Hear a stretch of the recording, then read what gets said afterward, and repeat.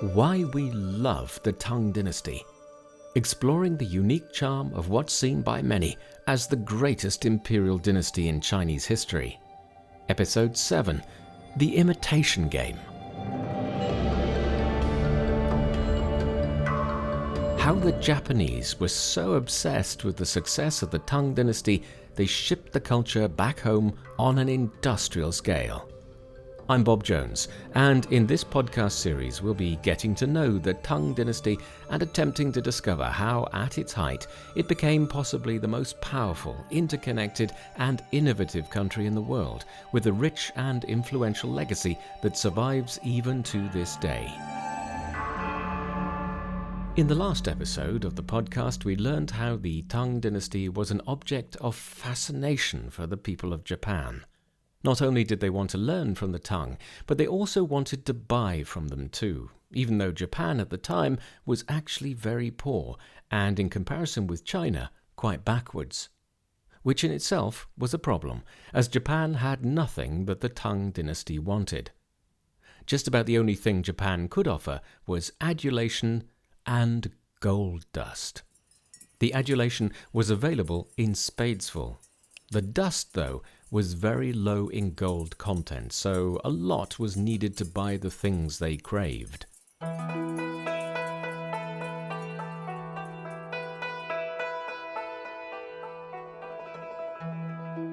At the end of the Tang Dynasty, internal wars broke out, and official cultural exchanges between Japan and Tang stopped along with the spending spree. But ties were not cut completely. In fact, the opposite. Sino-Japanese ties became closer and more extensive, but they had nothing to do with officials. No, various business people and, crucially, personnel from monasteries moved freely back and forth, continuing the exchange of culture and goods.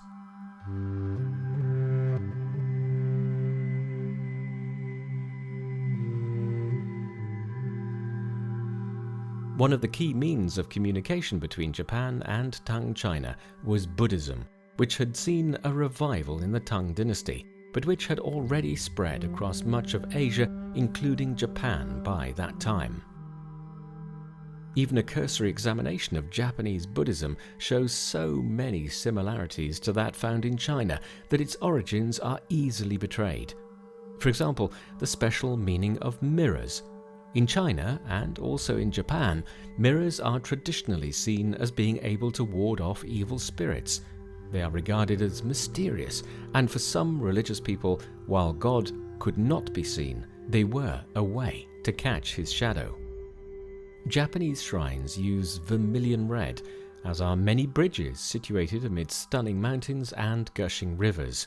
Some today might see it as a typical Japanese sight, but very definitely a color scheme with origins in ancient China. Well before the Tang Dynasty, settlers from China had taken their religion with them.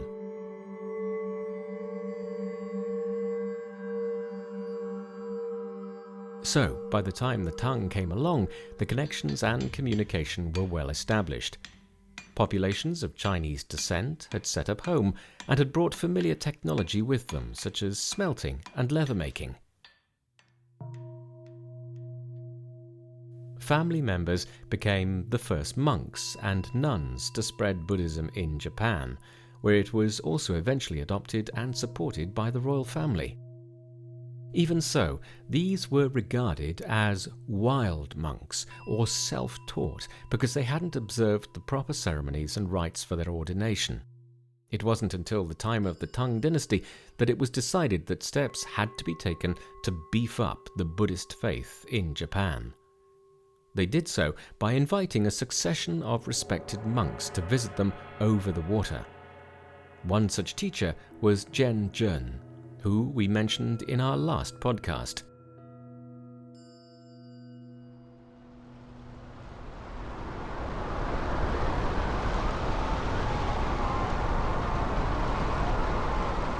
Zhen Jun, as we know, made 6 attempts to sail to Japan. On his 5th attempt, he was shipwrecked off the coast of Hainan and encountered a band of savages. He travelled all the way back to the Tang capital on land, preaching in monasteries along the way, and he lost his eyesight through an infection during the trip. On the 6th occasion, already a very old monk in his 60s, he was in his 50s when he made his first attempt, he was successful. His life story is told in a famous scroll called The Sea Journey to the East of Great Bonzi from the Tang Dynasty. It altogether took him more than a decade to finally reach Japan.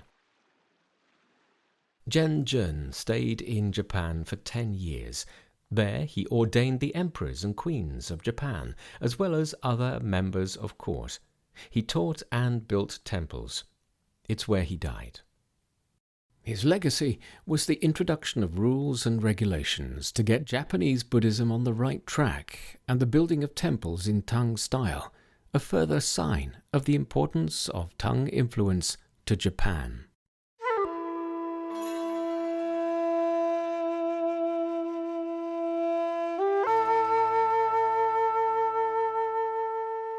But it wasn't only Tang religion. Thought and skills were also absorbed into Japanese culture at this time. Many Chinese visitors to parts of Japan say they feel at home when they visit. But why would this be?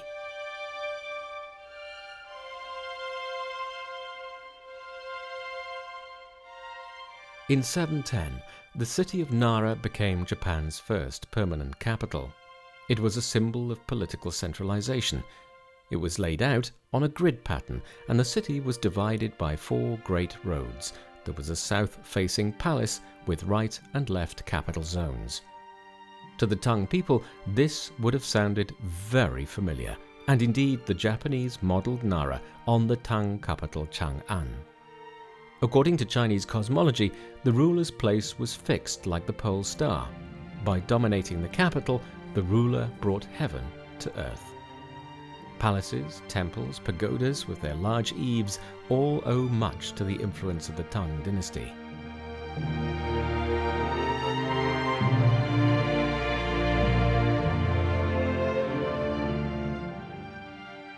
One advantage of this Tang love-in by the Japanese is the sheer number of artifacts gathered by emperors and empresses who were besotted by art, calligraphy, and poetry.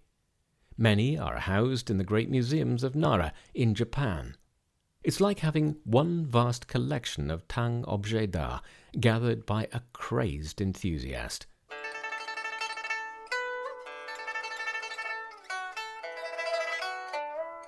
One of these treasures that can still be seen is the only 5-stringed pipa or lute in the world. These days, pipas are usually 4-stringed. 5 strings were more common, however, during the Tang Dynasty.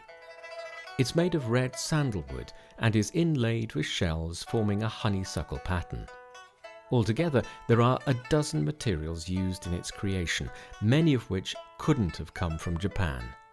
So the likelihood is it travelled there from China in the Tang Dynasty. History tells us that a very important Japanese official once travelled to Tang to learn about the music of the dynasty. He went to study with a Grand Master pipa player who taught him for free because he was such a good student. He also insisted the official marry his daughter. Was this his pipa? Or was it one of the many gifts offered by the Tang emperors to Japanese envoys who were frequently feted at court?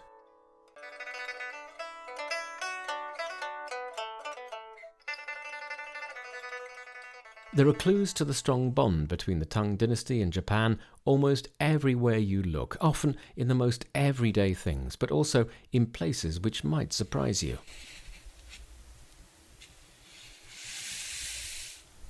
It can be seen in the Japanese language, words that had passed into Japanese from Central Plains Chinese, probably through the chanting of Buddhists in the temples.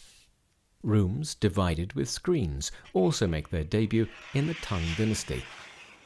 These days, people regard the kimono as an archetypal fashion of the Japanese, but take a look at the murals of the Tang Dynasty and you'll find a veritable catwalk of kimonos. any Tang style, in fact. The low cut, midriff showing, mini skirts, fashions flooded out of the Tang Empire to anywhere it was connected to.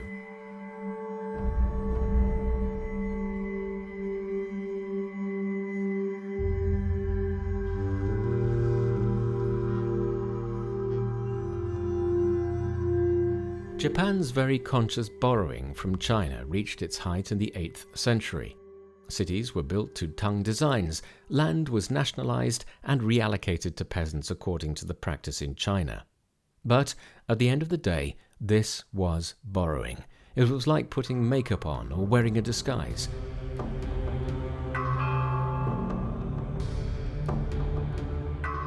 The Japanese emperor was never going to be as influential as an all-powerful Chinese ruler.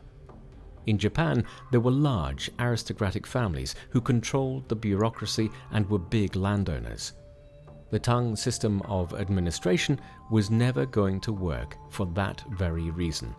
At the top, the best jobs were stitched up by powerful clans. Only lower down was it possible to gain access to official posts.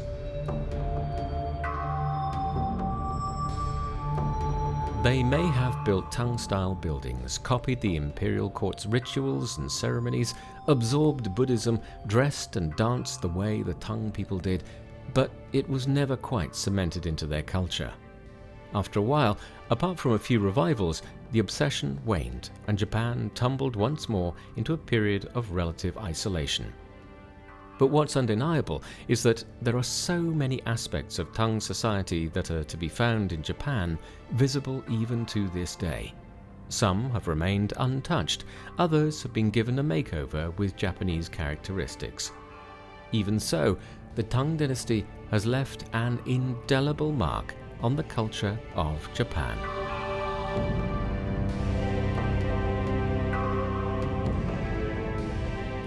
Special thanks go out to Sanlian Zhongdu for their help in creating the content for this show.